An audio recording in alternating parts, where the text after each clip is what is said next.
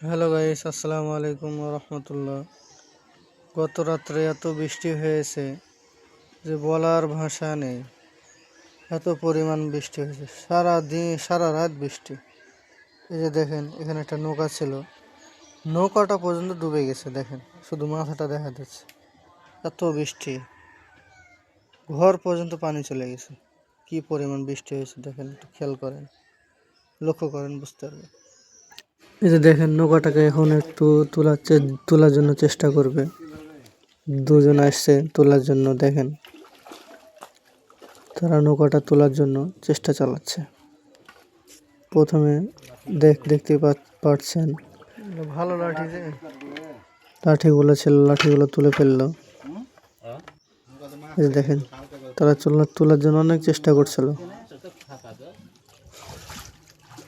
কিন্তু নৌকাতে পরিপূর্ণ পানি থাকায় একটু কষ্টসাধ্য হচ্ছিল। তারপরও তারা চেষ্টা চালিয়ে যাচ্ছিল।